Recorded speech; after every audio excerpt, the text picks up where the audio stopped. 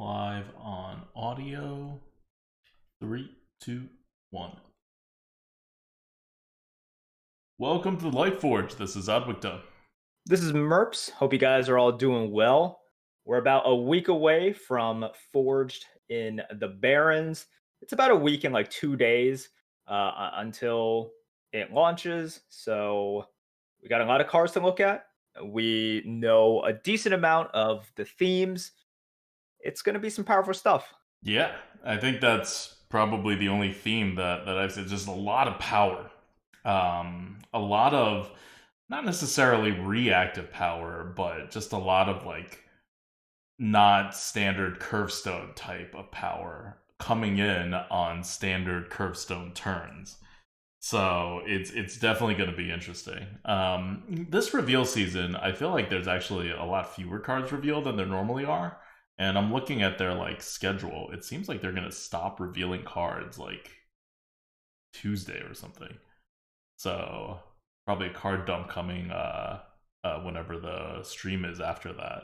And I feel like overall it's not like rushed. They're just taking a little bit of a different philosophy, just revealing fewer cards in a more condensed period of time.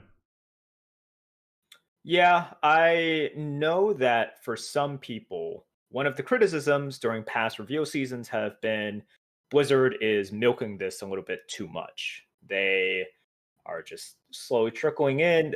Some people didn't like it. Look, you're not going to be able to satisfy everyone.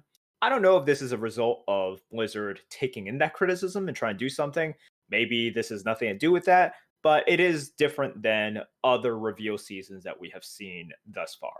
Yeah, and I think they probably keep it short because there's like this expansion was announced like a month ago, over a month ago, I think, at whenever BlizzCon was. There's so many things going on now. It's just kind of not as big of a deal as it used to be for an expansion. Like we're still really excited about the expansion, but the core set is coming in on Thursday. Like the expansions are now just like one of the things. They're no longer like the thing, like the only thing that's happening in Hearthstone.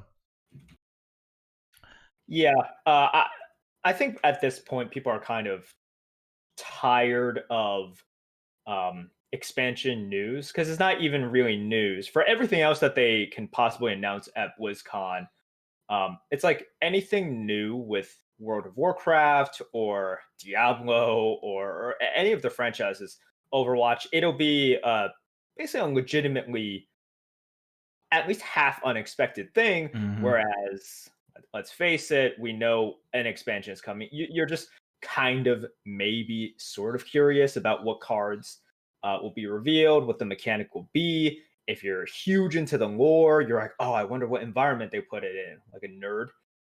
But that's basically it. That's the only surprise factor that can possibly come out of it. It's just par for the course. That's completely it. Yeah.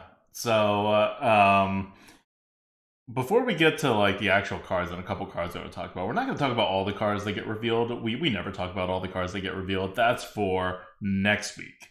So the Lightforge tier list is gone, but we are still doing the giant 6 hour, 8 hour, however long it ends up being, discussion valuation stream. And we have a new system of like how we're going to rank cards. No algorithm involved.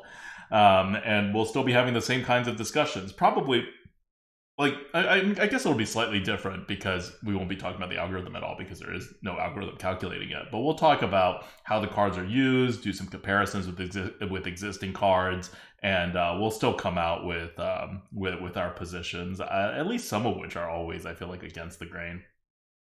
So that'll be interesting, and that's going to happen next week at the normal, like on Sunday, at 3 p.m. Eastern, which is that is 4 hours before when we normally do the Lightforge podcast, and we're just building. And we normally start like an hour or two earlier. And this year, not this year, this expansion, we're doing 4 hours earlier because we were still running into the time where we were going into 1 a.m. or 2 a.m. and we just want to avoid that. So It this just made time, no sense to do it starting so sorry. Now that we don't have to wait for the numbers to come out, we were yeah, always up against the clock. So yeah, it actually made sense before to do it later, give us more time. Now that we don't need to do that, it makes no sense for us to go into the middle of the night and then ADWCTA has to do some sort of write up. I need to like use an additional at least hour and a half to process all of the podcasts. So starting earlier just makes a lot of sense. And we we've even redone kind of like the scoring system. So if you guys remember last time we had to review 30 cards, we have like a 1 through 9 system. We redid that system as well because it wouldn't be us if we weren't tinkering around with stuff. But we changed that, it's and gonna be let a me. better system. It's gonna be It's less a better. confusing, and we're not gonna be like 3, 4, 5 randomly with no context. Right. This is a system that I think people are more used to. But let me ask you this, because this is something I don't know if we've established. Are we coming together with our scores and doing a unified one, or are we going to do it like last time, which I actually quite enjoyed? Of you do your scores, and then I do my scores, and we discuss sort of just like what you scored it, what I scored it, Yeah, yeah, I think and we're gonna do that. I think that's more fun. Yeah, Yeah. yeah. I mean, I think Okay. that's what we would do. Like anyway, yeah. I can't imagine doing it otherwise because even if we come with a unified score, like we would still discuss like one of us is being high on a card and one of us is low, right? So Sure. Sure. it would effectively be the same. So yeah, that's coming on Sunday. So be excited about that. We're canceling Friday and Monday streams as usual, and we're doing 7 straight days of normal stream times while the expansion launches: Tuesday, Wednesday, Thursday, Friday, Saturday, Sunday, then Monday. Um, so that's our stream schedule changes coming up, and this Wednesday, rather than because Wednesday's a variety night. I don't always do Hearthstone anymore on Wednesday nights for the stream. I've been doing a lot of Hades, but this Wednesday night I'm gonna bring brand new on for the whole time. We're gonna play Inside. It's supposed to be 4 hours. Oh wow. I've owned this game for like 4 years now, and I've been meaning to play, and I just kept having, not playing it. And it's going to be, I think, a perfect length for just like a straight playthrough. I have read very little about the game besides that it's good. You called it transformative. It was very good. Okay, so you enjoyed Limbo, right? Yeah, I enjoyed Limbo, but it was like Yeah, it wasn't like an amazing game, right? Like I would I give it agree. like a Mhm. 7 out of 10 or something, right? Six and a half, Yes. 7 out of 10. Yep. Like I did not waste Uh, my time or money. yeah, yeah, yeah. I thought that was I thought that's a perfect score and what I would have scored Limbo as well. But some things made like the things that prevented me from scoring it higher was just its lack of depth, right? Mm-hmm. Kind of whether it was from the puzzles, and I will say Inside doesn't get that much better with the puzzles, but really like kind of the world building, if you can call it that. Yeah. It's very atmospheric, but it's more atmospheric than storytelling, Yeah. I would say, Yeah. right? There's like a Whereas, big overall theme, and you just kind of wallow in it for a few hours. yes, whereas Inside does more. Like Okay. it does more of fleshing out the universe and more of telling an actual story. Yeah. And then, of course, it does it in that silent sort of like you just have to observe the world sort of way. But no, it's not just that singular theme that gets pounded into you and it's like, ooh, atmosphere. So Yeah. uh, It was I, also I like found it better. even Limbo was really fun to play, mostly because Brand New was trolling me the entire time every time I died. And you die a lot in that game. Or at least I died a lot in that game. And every time you die it feels really dumb. Because it's always a dumb thing that kills you. Yes. Well, Um you're just a kid, so literally everything kills you. but yeah, it should be interesting. Anyway, that's happening Wednesday. Are you doing a normal stream on Monday night? Yeah, I'll figure out something. All right. I'll figure out a thing. I don't know. Like we'll see. All We'll right, see. so Monday night, more or less normal stream from Merps. Then I do Inside on Wednesday. Friday's canceled. Sunday is big giant Lightforge valuation Barons card preview stream that's starting at 3 p.m., 4 hours earlier than normal. Monday stream is canceled. Then starting on Tuesday, 7 straight days of Hearthstone, probably mostly Arena at least, if not entirely Arena, depending on, I don't know how good Quill Boars are. I probably won't even check out Battlegrounds unless Arena's super unbalanced towards like the later end. I'm definitely playing some Arena. If for some reason Battlegrounds turns out to be amazing, I will check it out. A lot of it just depends on how fun I think the new tribe is. That's basically it. And then whatever new hero comes out, how fun that is and how the balance is. Battlegrounds is always it's very precarious, Yeah. and things can change in a second. So it's just going to be evaluated from the effect the patch has. Oh, all right. So let's go on and talk about Baron's cards. I'm not gonna talk around it. We're not gonna do any kind of oh, but maybe this, and talk about both sides of the issue. There's a neutral card that's been revealed, and it will totally change the entire game of Arena.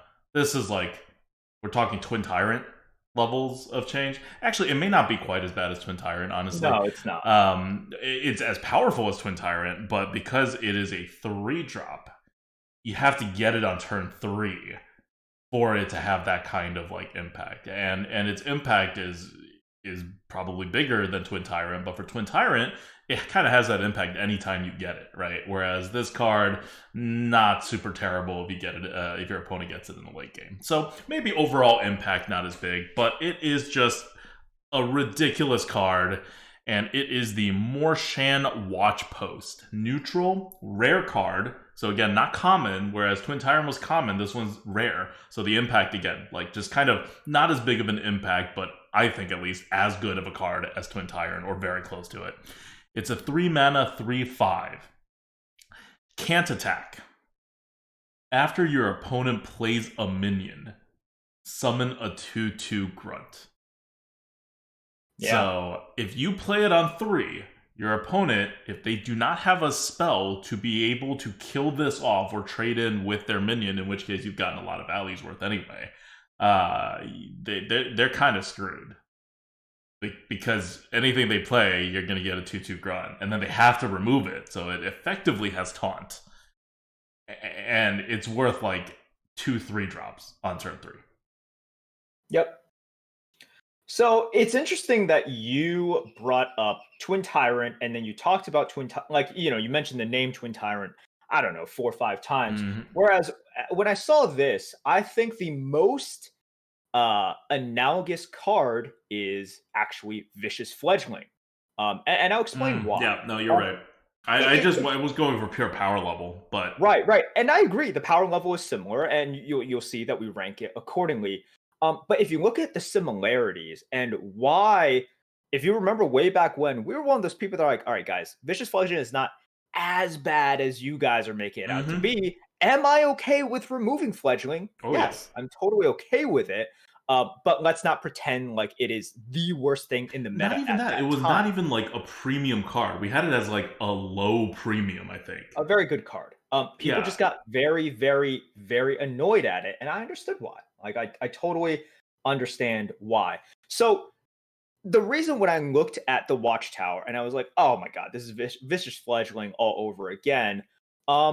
They're up to this point, as of right now, there hasn't been any card yet in Hearthstone history that is 1 or 2 mana that has been capable of single-handedly snowballing you into victory. Mm-hmm. I know there's combo cards. Okay, don't mention, but Merps, what if you got Radiant Elemental into these no.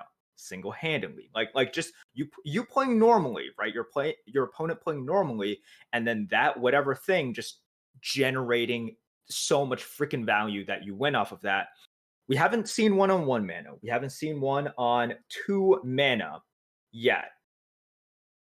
And once again, this is Arena, because I see people oh, what about Undertake? No.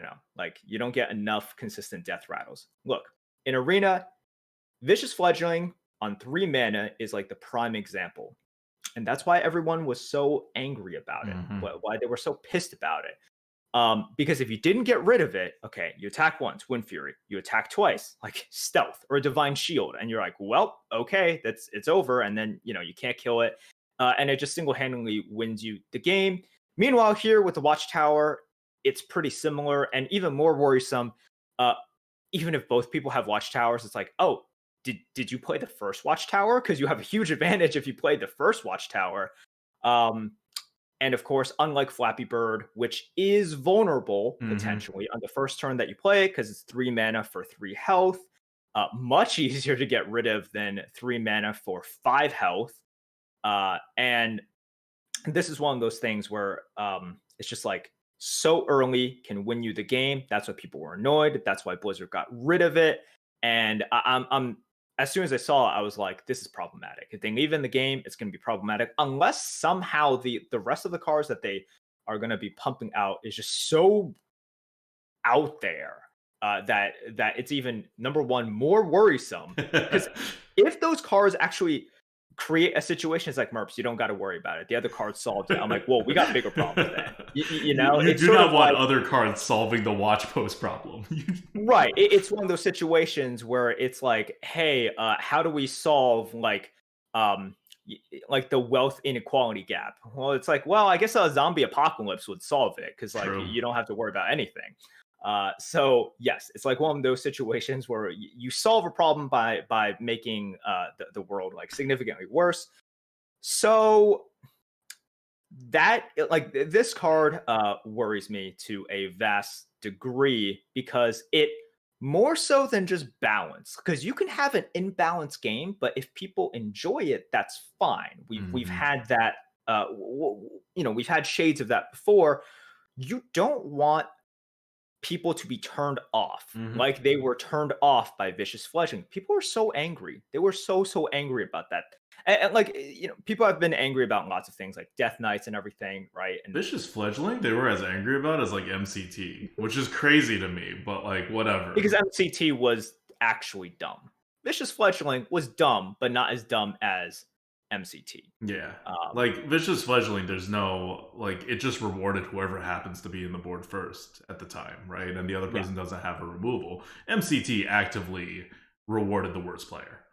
yep, Like that's how bad MCT was, and it was an even bigger swing. Well, maybe not a bigger swing, but it was a similar swing, and it had RNG attached to it that was even worse than Fledgling. Anyway, Morshan Watch Post is going to be the new boogeyman in Arena. Now, it may not be an arena. So that's one of the other reasons why I wanted to talk about it now, because come next week, we may find out that it's not even in the arena. Like, who knows? They removed that 9 mana dragon from Dark Moon Races before it ever hit arena, and it would have destroyed arena, right? Again, because that's a 9 mana card, this is a 3 mana card, this will not be as bad as that. But there is some like I see people in chat, Taro's in chat right now saying like, oh, what about can't attack cards, right? They remove like Razor Leaf or whatever and like Ancient Watcher from the arena. But those are can't attack cards that don't do anything else. Like they only work as a combo card and nothing else, and only with combos that you barely see in arena. These are just regular kind of cards, right? Like this is not meant to be silenced, not you don't need to taunt it up. Like they're just kind of normal cards. yeah. You have to think about the reason why Blizzard removed those previous can't attack cards, and the reason was they felt terrible to get. They sucked. Mm-hmm. They stood no purpose unless you just also happen to draft taunt and then get it in hand. It was just so situational, and you're just like, well, these are just so bad. We don't want our players to feel bad. You will notice lots of times when they ban something, it is just the feel bad effect. So yeah, here, if they do end up banning it, it won't be for the exact same reason Yeah. as the other can't attack things. It'll be for like the Vicious Fledgling reason, Yeah. but not the like the Ancient Watcher kind of reason. Yeah, so I don't think it's going to be removed before it hits the arena, but I do think it'll be terrible for arena the way Fledgling was. But this one's actually like super premium. Like whereas Fledgling was like low premium at best, and just like super high swing depending on what happened if you played it on 3. This one is actually just a really good card regardless. It's like a high premium card, and it has that swing potential that you really don't want. it's not just in the early game too, right? In the late game, if you're behind on the board, it's not going to do that much. But if you're ahead on the board, it'll lock down the board, or halfway lock down the board for you too. Like it's still way better than a 3-drop late in the game. Yep. So yeah. This is a problematic card. The other card that came with it is an epic card. It's 4 mana, 4/6 can't attack. It's called Crossroads Watchpost, and it has whenever your opponent casts a spell, give your minions +1/+1. That's not an arena problem. It's significantly worse. It's so much worse. Yeah, I mean, it's not a terrible card, I don't think. No, like, it's not I think it's totally draftable and playable, but it's not like you wouldn't want to do it, right? Like this isn't like we're talking like you'd rather have a Yeti than a Crossroads Watchpost, obviously. Yeah, definitely. Whereas there would not be a competition between Morshan Watchpost and like a Spider Tank, like not even remotely close.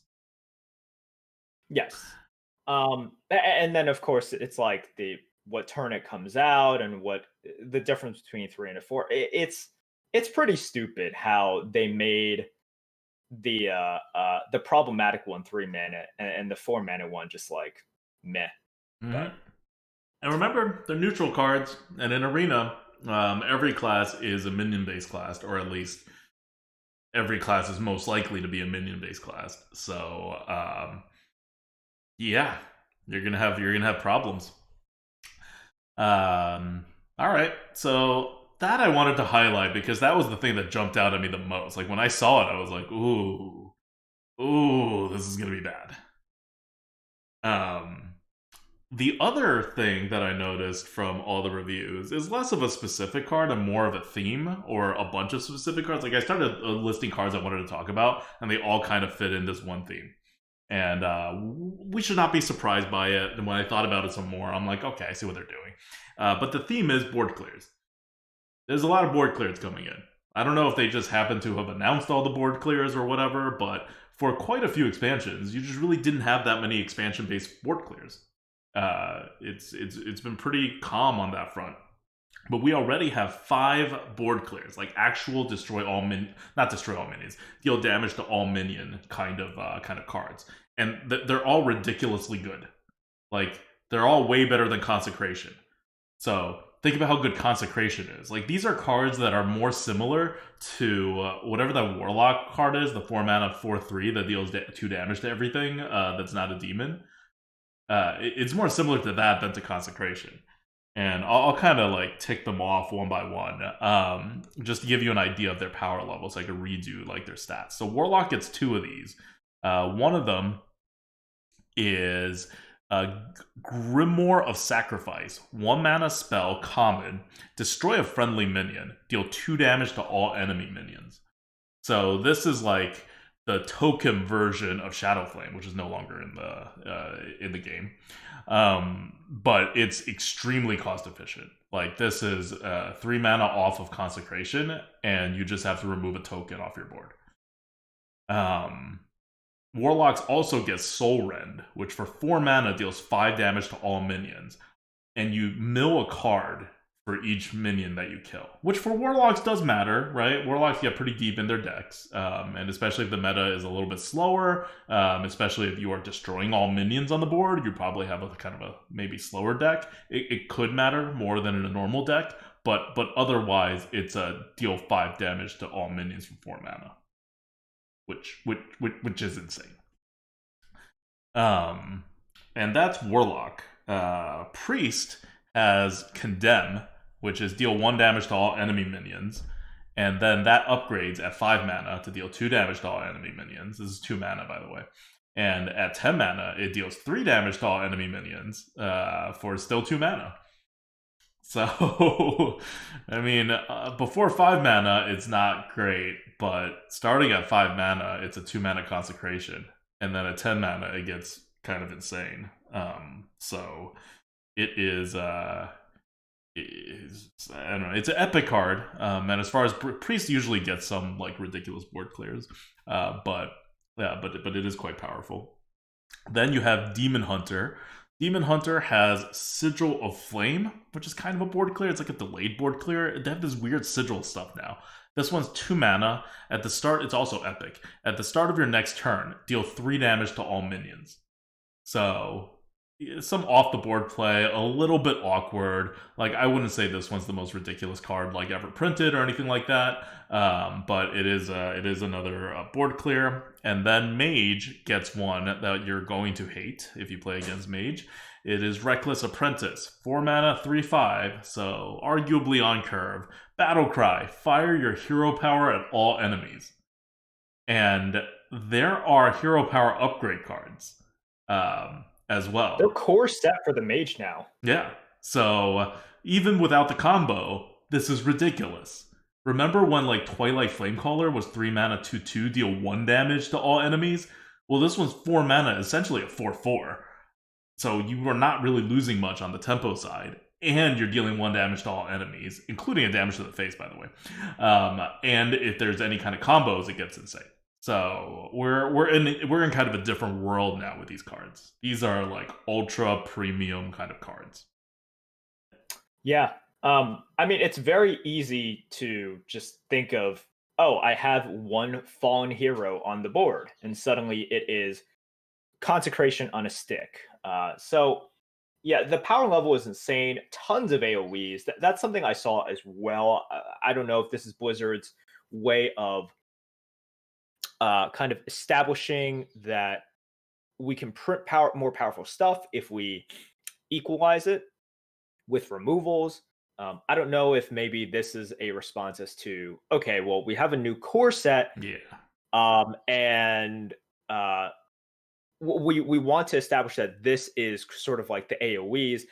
We want the minions to be part of the core set, but we want a little bit more flexibility in terms of all of the removals. Like that seems to be sort of like what they're going with. Like we want to be able to pull a couple more levers in terms of the removals rather than just the minions. Yeah, that's what I feel like is happening. They reduced the core set by a lot, so now people are looking for their board clears. I think you're going to end up with a similar amount of board clears in options if you're playing constructed. But in the arena, especially if there's a set bonus, but even if there isn't a set bonus, they've basically gotten rid of all the bad board clears, like upgraded the few existing board clears, and then are now adding even more ridiculous board clears, right? So you're entering this level, and I'm just highlighting the board clears because they stood out to me. But the minions, the regular minions, are getting ridiculous too. Like we're just kind of in a new level here. Like one that had some people have some people talking about. I think more from a constructed sense. But Razormane Battle Guard is a druid card. It's a 2 mana 2/3. The first taunt minion you play each turn costs 2 less. This one doesn't have taunt, so when you play it on turn 2, you can just play another 2 mana taunt, like with it if you happen to have it. You can play it later on, essentially for free, right? Like if you were going to play any kind of taunt minion, you play this first, and then it covers its own 2 mana. It's not a huge game changer outside of the possibility of getting an early snowball effect, but like this card just would never exist, like back in the day. Yeah, you'd have to give up stats, or you'd have to make that into like a 1 mana gain instead, something like that. But they want to be able to push boundaries, and that's exactly what they're doing. So it's funny because you look at the core sets and you see a lot of these very cohesive, powerful packages, and then you look at the expansion, you're like, oh, okay, so what they're really doing is sort of setting that classic, basic equilibrium point that we're used to, and then they're just bumping it up to 11 with the expansion, which is fine. Like once again, power is all relative. It is annoying when there are tons of swing possibilities because it's like, okay, well, all right, I fought through a 5 AoEs this game. It's like what we hated from priests in like I don't think power is all relative. There's a fundamental like map to this game, and when you increase power, you increase what is happening on the board and what you can do with it. So if let's say all 1 mana cards now will summon you 8/8s, like you can have a whole bunch of cards and removals and whatever all pegged to that, but now you're playing a very different game than if 1 manas are supposed to summon 2/2s. And that's the game we're moving towards. Yeah, it's power and volatility as Mhm. well. Because you can have cars that are very powerful. We've seen stuff like Dragonfire Potion, right? Before, which was very powerful, but it also had its limits. You knew exactly when it had to come out. There was Dragonfire Potion, for example, was boxed in by. It's like, okay, you didn't have a lot of crazy stuff that could go with Dragonfire Potion. You didn't have stuff that really worked with Dragonfire Potion, unless they had just had a board full of dragons and everything. So it was more of a powerful singular card. And now you see, there's some really powerful stuff that you're like, wow, this can combine with other powerful Mhm. stuff. It can get cheaper. Um, and it's just lots of wackiness can happen. So it's power with the volatility with all of this like just weird stuff, and you're not just playing around that one Dragonfire Potion, right, or that one Flame Strike, which admittedly is very powerful, but a lot more predictable, a lot more easy to plan around. And I think that is one of the reasons that people are frustrated with more some of the current metas. It's like I don't know, like how could I play around that, right? How could I Yep. possibly play around this? How could I possibly play around that? I can predict swings, I can predict responses or removals, but I couldn't predict this weird thing that just messed up all my plans. Yep. And remember, you have a lot of mana, so you're playing more than one of these cards per turn by like Mhm. mid game, and so the swings just go kind of insane. Whereas when the expansion, when the game originally launched, in theory, I'm not saying it is in practice because the game was super unbalanced, but in theory, your normal line is like Yeti, right? So your normal line is something like everything is +1/+1 on whatever the card is doing. Now, that worked terribly for large cards, so large cards were never used because that was just kind of like not how the physics of the game actually worked. And then they figured out a lot of things since then. But nowadays, what you're roughly getting is that you're allowed to have uh, in terms of non-tempo things. Like if you have a tempo base of a regular minion that's fitting the curve, you're allowed to have a non-tempo base for neutral cards of roughly half of the tempo base, and for class cards of 100% of the tempo base. As long as it's kind of like on a reactive basis and not just like they're not going to be able to do a 5 mana, right, summon 2/5/5s. That's not like a thing. Whereas if you're proactively trying to put stuff on the board, you can get to that same tempo base only if you combo. Yeah. Otherwise, your tempo gains. Remember, like if you're just putting stuff up, otherwise your tempo gains are limited to I don't know +30% probably. It's quite low compared to what your reactive cards are allowed to get. They made a card. What was it? It's from some class, but it's basically Fireplume Phoenix, except it's a 4/4 instead of a 3/3. It's for Rogue. It's a 4/4 instead of a 3/3, and it's 4/4 for 4 mana. Battlecry, deal 2 damage on the turn that the card enters your hand. Um, it deals 4 damage. Yeah, yeah. Like, So if you yeah, fulfill the condition, right, you get what I was saying. You get 100%. You get plus 100%. But if you're just doing like a regular temple thing, you get plus like 50%. And this is a reactive card in theory, right? Deal 2 damage. Um, Whereas if you are like straight up like summoning minions, you're going to get an even lower amount of ability to kind of put out the tempo. Um, and the idea is like it's balanced by the person who's putting stuff out is the aggressor. That's the person that has structured their deck to take advantage of like low mana cards or like whatever, so that they have this natural advantage that needs to be countered. And the game was always structured like that, right? Like there was a reason Fireball 6 damage and not 4 damage, or even 5 damage. But they're leaning heavier on all sides now, which makes the removal part and the card draw part, especially of this kind of equation, look super ridiculous. Because it originally had a higher like value, so they're moving everything up by the same multiplier. the interesting thing, if you look at the design that Blizzard is leaning towards, is Blizzard is giving you credit, what I can call credit, for basically everything now. So, for example, you see these cars that's like, oh, summon 3 Death Rattle minions that are 5 mana or less in your deck, right? So just break it down piece by piece. What Blizzard is doing, because if you look at that card, you're like, well, wait, that's stupid. Like, why are you getting so much? What Blizzard is doing is they're like, okay, we are giving you credit for using up slots in your deck and a decent amount of slots in your deck in order to do this. Meanwhile, the flip side of that thinking is, I want to do this anyways, right? Like, if you were incentivizing me to do it, I would have done it anyways. So it's sort of like, who's paying who here? Like, wait, I thought I would have to pay you, but Blizzard is paying me to put the stuff that I would have been incentivized to do anyways. It's like a subsidy kind of thing. But Blizzard is giving like so much credit to players now. It's like, okay, here is a condition or some sort of, we'll define it as restriction, and I will reward you for doing that. Meanwhile, whether it's in other card games or whether it is in previous expansions, lots of times they're either saying like, oh, well, this should be enough of a carrot for you to just put it in there. Like, we're not going to extra reward you, give you that much because you should be incentivized to do it anyways.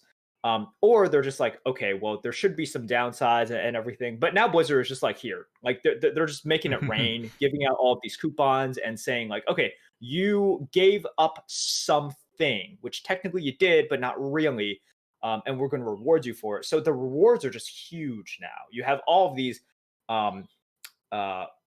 minions that really have no downside, and it's like a lot of people are looking at it, it's like, oh, it's just pure upside. And it's this difference in philosophy that Blizzard is doing where they're just sort of like giving out coupons, subsidizing players, being like, here, you made these big sacrifices even though you didn't, and we're going to reward you. Yeah. And like, if you're wondering why, like, you look at it, like, a Yeti's still in the game, right? It's still like a 4 mana 4/5 that hasn't really changed. But that's now the floor of what you're doing, right? Like, Merps is talking about like giving you the subsidies. But what it really is as long as you do anything at all, you get more tempo. But you have to do something in order to get the more tempo. Whereas you can do absolutely nothing if you want reactive tempo. You can do absolutely nothing if you want card advantage, if you want like these other types of resources, right? Like healing especially, as opposed to direct damage to the face, which is more costly now than it's like ever been. And that's because Blizzard's really leaned heavier on this distinction between the aggressor and the responder, right? Like, the responder can only respond to what the aggressor puts out. So you can't dictate any kind of tempo. And because you can't do that, and because the game is way more complicated now than before, not everyone's playing the same game, and you take risks by putting in responses to things that you may not need to respond to or may not even exist in your game. Now, in Arena, everyone's playing the same game. That's what's great about Arena. That's not one person's playing a mill deck, one person's playing a face hunter, and then someone else playing a mid-range, and then someone else playing a control. No, everyone's kind of a mid-range deck that leans a little control or a little like aggressive. So in the Arena format, when the system is set up like that, reactive cards will win out because you're getting more credit for the reactive cards. I was talking before about the 100, like plus 100% if you're doing something like else. Whereas you get plus like maybe 30% if you're doing something that's tempo based, even if you have the death rattles in your deck. And that in the Arena, because everyone's playing the same game, you just don't get penalized as much for the reaction side. And Blizzard's doing this on purpose for Constructed, but also in Arena, what it does is it gets you out of Hearthstone, right? Because they haven't increased the Yeti base. The Yeti base is still the Yeti base. They've gotten rid of a lot of cards that have fallen below the Yeti base, but that's still your kind of normal flat out 4-drop, 3-drop, whatever. You're just getting quote unquote free things on top of the Yeti, but all the free things is conditioned, and they have different conditionals, and they're spread out differently depending on whether like you're in control of it or you're not in control of it. So you have to think about with these cards, not like normally you think about, oh, is it a combo card? Because it's easier to make combo cards in Constructed.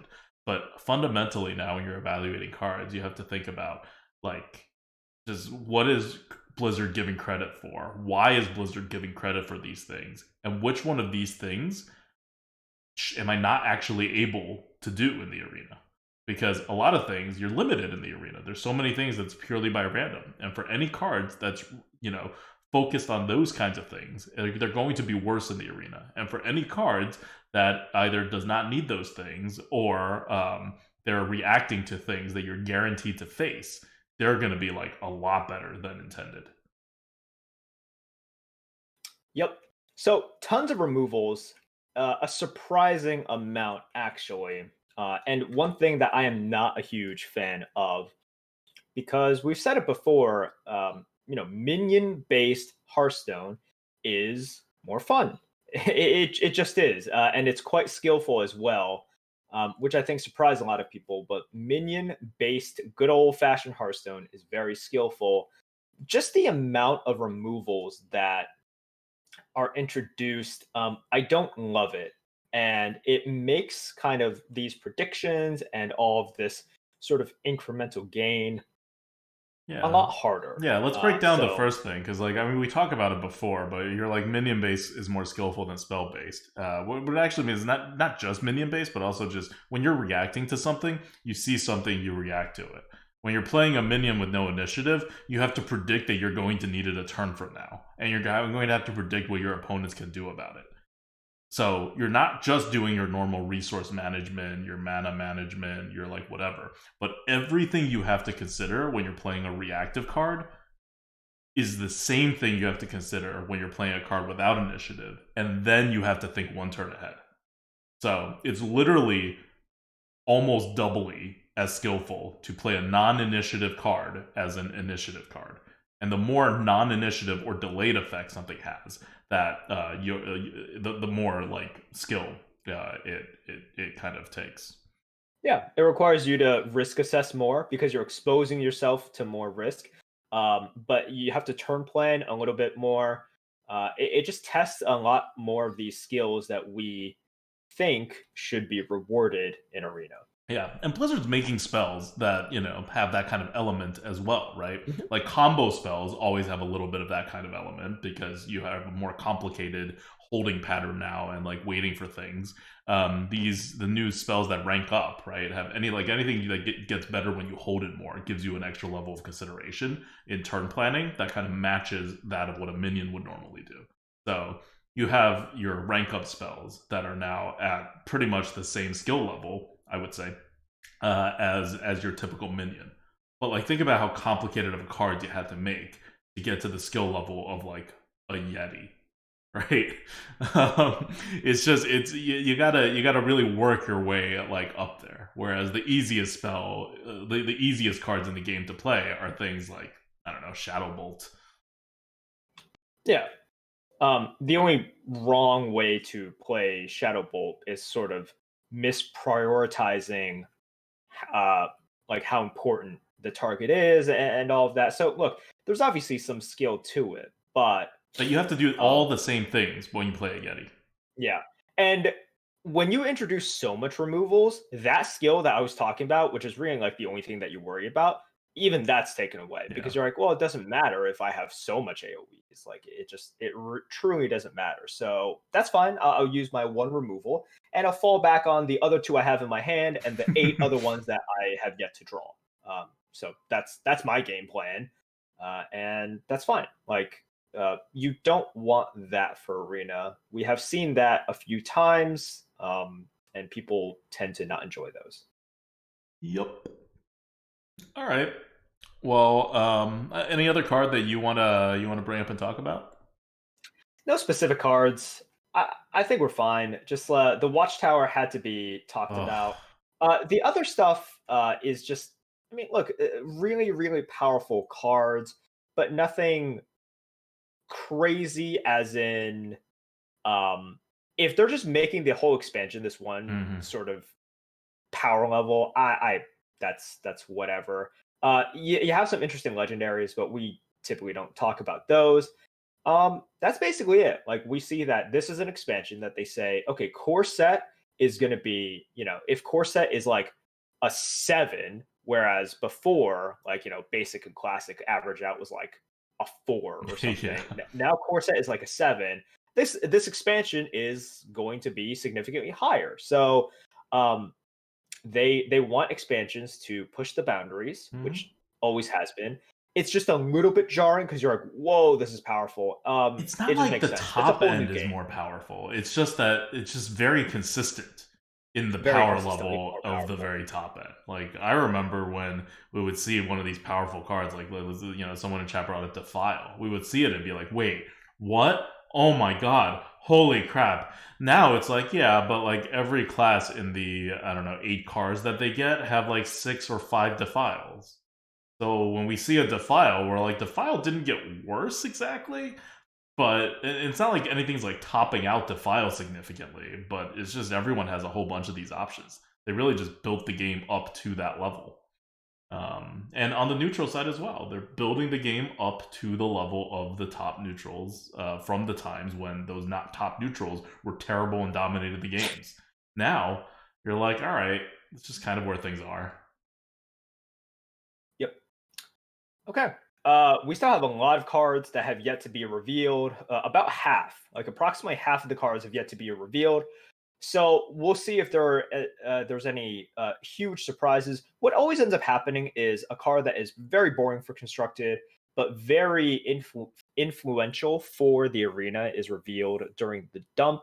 I'm sure we'll see that as well, mostly just because they don't reveal a lot of neutral cards because people want to see Yeah. class cards. Class cards are really what define constructed because that gives you direction. But some neutral card is going to be, the claw machine that really just binds the meta. So I'm looking forward to seeing that, whatever that might be. But as for all of the classes, I think we have a good feeling for what it's going to be now. Yep. That's it for Barons. Until next week when we go card by card and review everything, just like we've always done. Until then, I want to give a shout out to our Patreons, our top patrons of March: Nordoge, RV Night Train, Changyun, Yin, Eric L, Aaron LS, Dan F, Doug A, Karova, Torjado, Ari G, 4 p.m. brand new. Thank you guys so much for all of your continued support. We really appreciate it. And I don't know if we have a question for the GOAT today, but I want to just put this question out, and feel free to tweet at me or, I don't know, message me on Reddit or however you want to communicate with me. But if you are a player of Into the Breach, or just generally someone who knows what the game is about, I don't know why I'm so obsessed with the game. I don't like it that much. Like, I like it, it's a fine game. But I also beat it, like, the second time I ever played it. And then I beat hard mode the first time I tried it. And I have a 100% win rate on hard mode, even when I don't misclick. Sometimes you misclick, you can't take it back, and you lose the game. But somehow, and there's nothing else to do in the game, right? Like, there's a little bit of RNG element, but for the most part, there's no more story, there's no more whatever. Like, I've unlocked everything there is to unlock a long time ago, and I've dumped 100 hours into this game, and I don't know why. And I'll play more of the game. Like, there's no challenge. It's single player. There's nothing to explore. Like, why am I so interested in this game?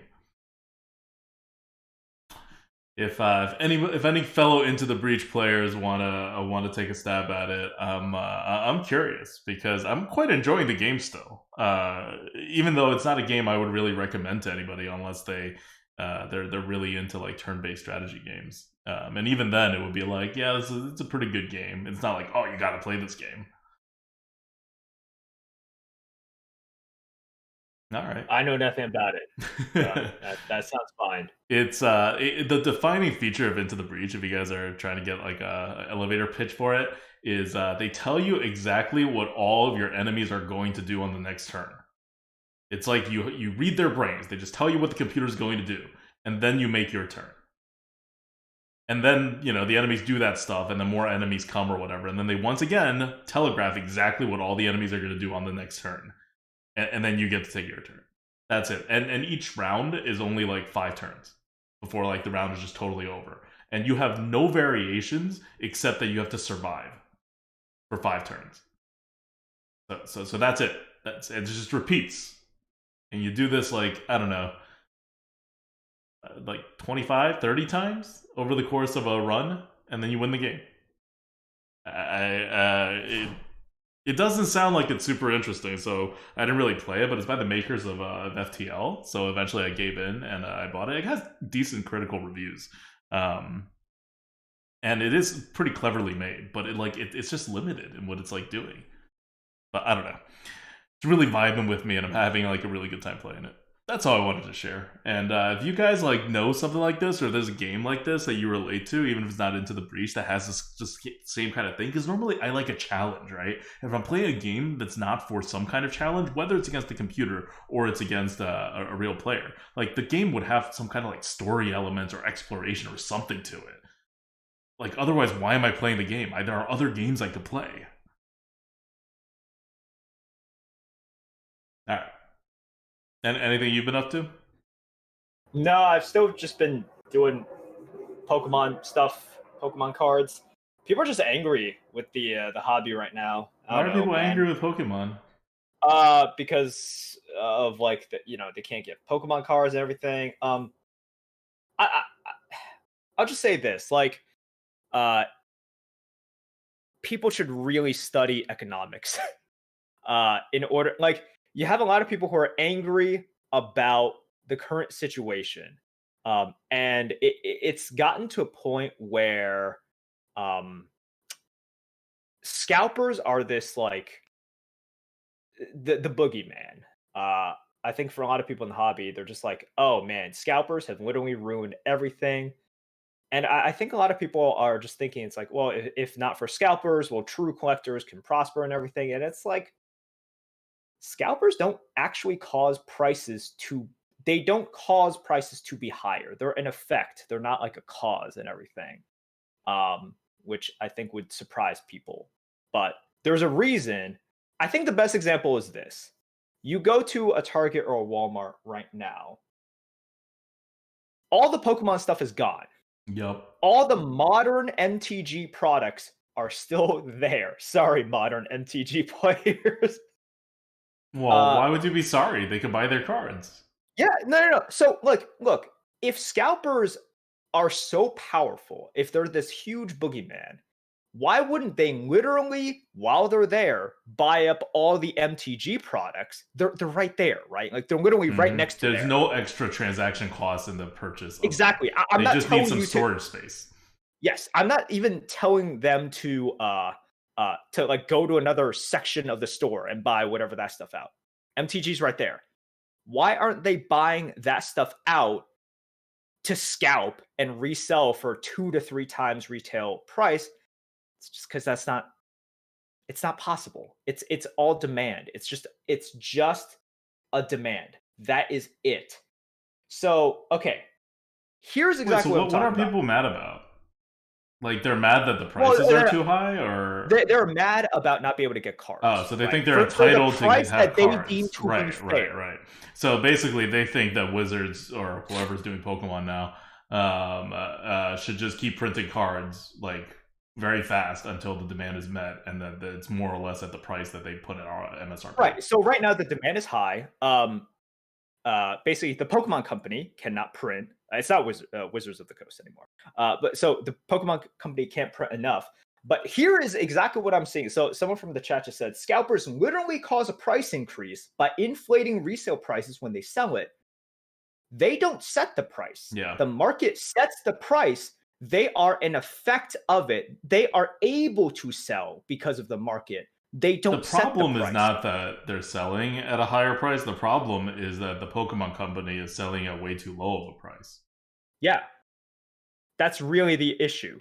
It's like, okay, so like a lot of people are angry about scalpers for sporting events or concerts, right? Mm-hmm. I'm going to tell you guys something that I don't, for some reason, is super controversial. Prices are not dictated by whatever arbitrary price the person sets it at. Prices are a result of the market. If many people want to see something, it goes for a lot higher price. If you have a thing, and this is why, and for some reason, it's like, I don't think people don't understand how it works. They just wish it wouldn't work that way because scalping works that way and because markets work that way, which means everything in the world works that way. They can never get a good price. And I think people don't like to live in a world in which they can't get a good price. It feels good when you get a good price, right? Mm-hmm. Especially if the thing that you're supporting is not scalpers, it's the Pokemon company, or like, I want Taylor Swift tickets. I want to support Taylor Swift. I'll support her production team. Hell, I'll support the concert venue people and people who make it all possible. But why am I spending like 3 times the amount to support the people who buy and resell it, right?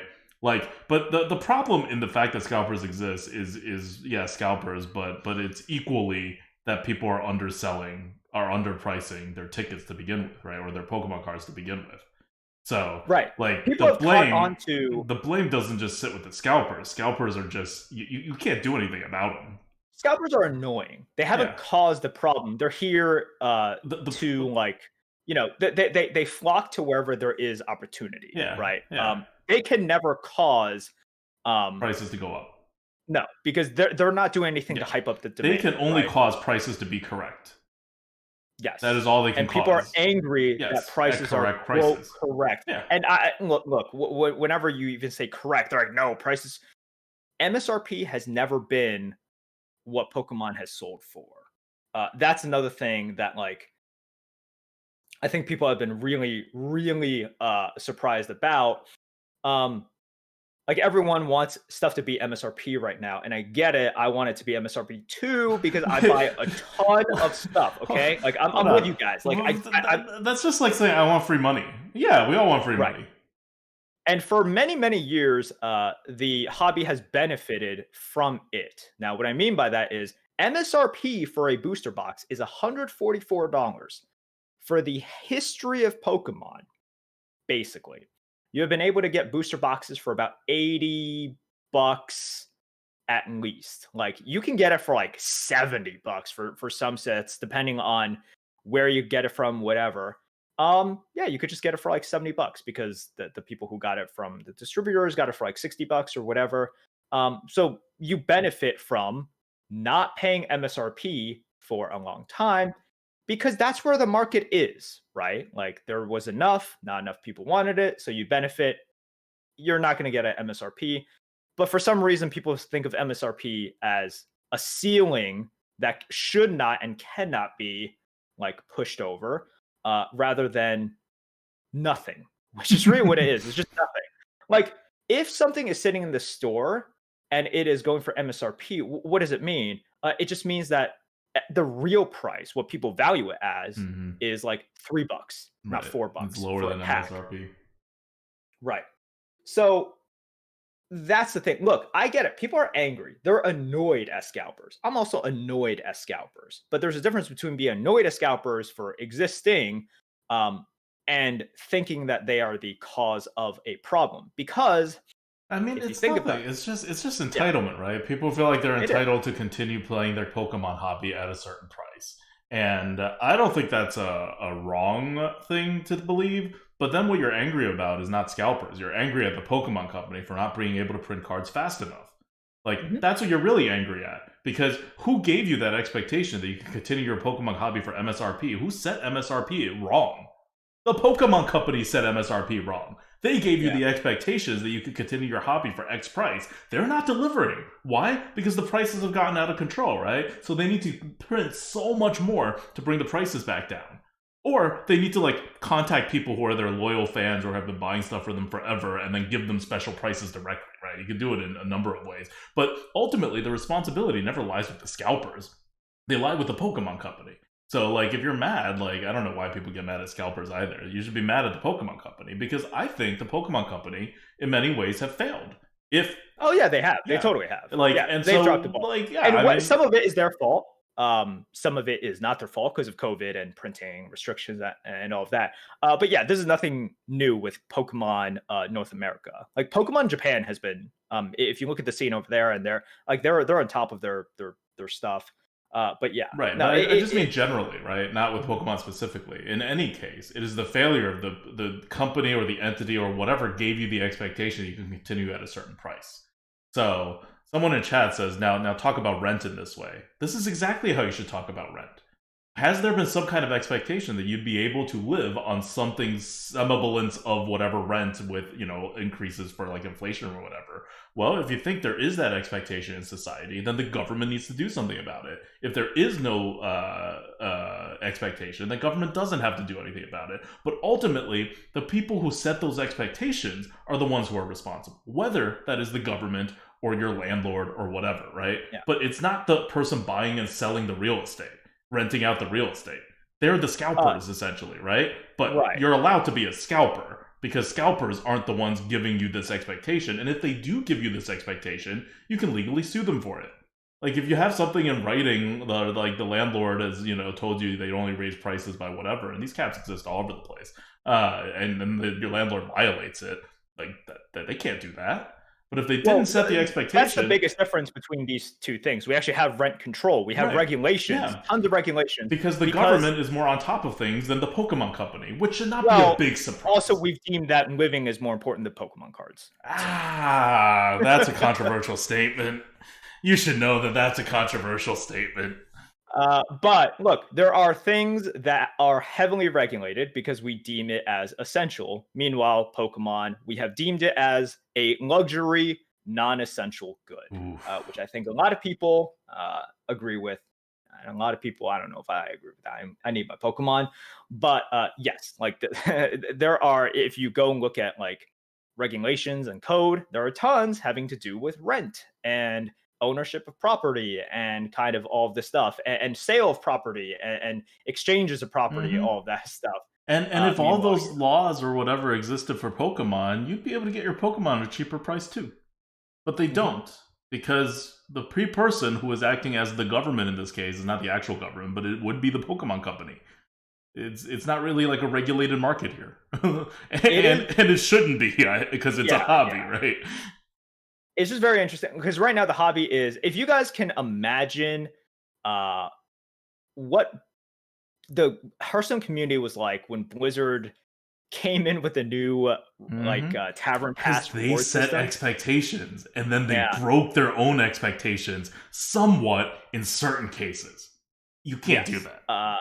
It is like that, except even more magnified. People are so angry right now, and I think it just speaks to passion, right? For example, in Blizzard, see, I'm wrapping it back into Hearthstone. With that incident having to do with the Tavern Pass, you don't get that many angry people unless people like your product at first. They are passionate about it. If they really don't give a damn, then they're not going to spend time arguing it, right? And they're not going to care. If you raise the prices past their point, they would just not buy it. So at the end of the day, that's a good thing. Like, anger is a good thing as long as you don't piss them off like too much. And Blizzard ultimately solved that, right? Well, first of all, I mean, it was part of the community just being wrong, just like the community being wrong here in Pokemon. But it is interesting just seeing all of the anger. And I think a lot of that is like people have been cooped up for a year. Well, excluding the people in Miami right now, but people have been cooped up for a year. And just lots of anger in the community, and it's very surprising to see that people who just love cute animals are, oh my gosh, you point out a scalper to them and they will get out their shotguns. That's the state that we are in. It's pretty crazy. Yeah, I mean, Brand New wants to get some Pokemon cards and she can't because it would just cost an insane amount of money. So like she can, but she doesn't want it that badly. Right. And it's just a factor of like, okay, so she like if the box is $50, she probably values it at like 65, right? Yep. Because if she gets it, she's not going to sell it for that. But she definitely doesn't value it at its current value of like $90 or $100. Yeah, exactly. Which is, on one hand, it means you don't get to play Pokemon, which is, upsetting to people. But if it upsets you that much, then you should probably be willing to pay for the Pokemon, right? Like, this is what happens when companies fail in their expectations. Like, Pokemon in North America has definitely failed. A part of it is on them. Part of it is not on them, right? No, but they've definitely failed because I mean, some people in the chat have touched upon it. They're like, well, why don't they just print more? Oh, believe me, they want to print more because they're leaving money on the yeah, table. yeah. They're leaving so much. So No company because is the just card like, is worth nothing, like near Yeah. nothing. Yeah. No company just like gets all of its executives together and says, I think we should leave 20 mil on the table this quarter. I think we should just leave 20 mil. Like, it's not worth it. I think we've taken enough. Nobody says that. I think we'd like the scalpers to profit more than we profit. I think that would be the best course of direction for our company. Right. So they're trying as to whether they could have done better or whatever. I don't know, man. I'm not there. I'm just here, a little Pokemon gremlin, just opening up my stuff, hoping to get more. But it is one of Dude, those things where I'm hoping that the situation gets resolved we soon. were so like brand new wouldn't stop talking about it for like 3 days after that night that you opened up all those tins, and like after the first one got like screwed. Yeah. Like she was just like she was emotionally affected by your loss, man. She probably was more affected than I was. Yeah. Oh, I'm sure she was definitely more affected than you were. But it was, yeah. It generated strong emotions. I was surprised by how, because she's expecting you to lose money when you open packs, right? But Right. that like bloodshed that was past the first pack. It She's just wasn't like even that. nobody. She's like no one Yeah. opens packs that bad. How does it keep happening? I had no I idea mean, what's like, going I on. would say I was unlucky, but it wasn't like, uh, flipping tails 20 times in a row unlucky. It was like flipping tails 3, 4 times in a row unlucky, Okay, Kind of like, okay. I mean, that's still pretty bad. yeah, it's unlucky, That's definitely, like but still like, like bottom like 10 percentile easily. right.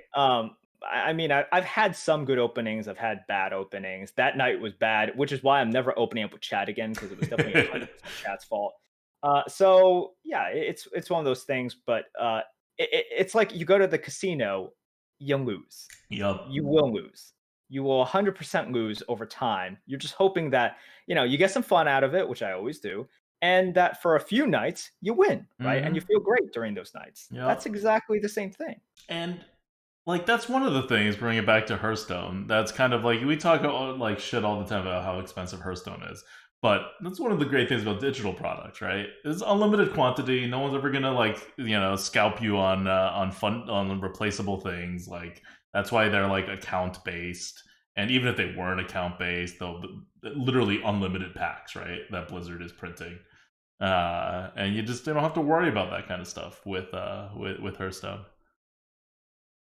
Well, you don't have to worry except for the fact that you literally own nothing of it. Yeah, but you don't have to worry about not being able to own more nothing for the same price, more or less. Oh, because you own nothing, you will own Yeah, your nothing. expectations, Blizzard will more or less deliver, and if they mess up, as we've seen, they'll correct it soon enough. Whereas if you're dealing with products of I don't even know actual value, if you're dealing with physical products of actual scarcity, let's phrase it that way, then you don't know. Things could mess up. The Pokemon Company could be really, really, really behind on production and philosophy and whatever, and then you could be shut out, priced out. Yep. Okay. Yeah. So that's it. That's the state of the Pokemon hobby right now. It's an ugly place right now. People are real mad. People are super duper mad. But whatever. Like it's at the end of the day, it just means that the hobby is healthy, which is crazy to think. But what you never want is for a hobby to go silent. Mm-hmm. If a hobby is silent, that is terrible. That means it is dead. Okay. That means we're looking at artifact. If no one's even angry or like surprised or happy or amused or whatever, that means it's dead. Okay. We got artifact. So yes, it is what I am very interested in right now, and obviously, like We got a lot of new interest in the hobby as well.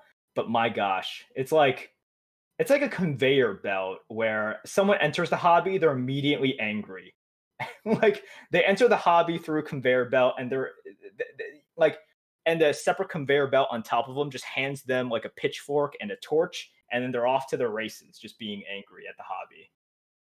Oh boy. All right, all right. That's it for us. Thank you guys for listening, watching. Thank you, Patreons, for all your support. We'll be back next week with a super, super long Lightforge podcast on all of the cards once they're all revealed. I'm sure there will be more ridiculous cards, including a neutral that haven't been revealed yet. So it's going to be an interesting day. All right, until then, see you guys. This is ADWCTA. This is Merps.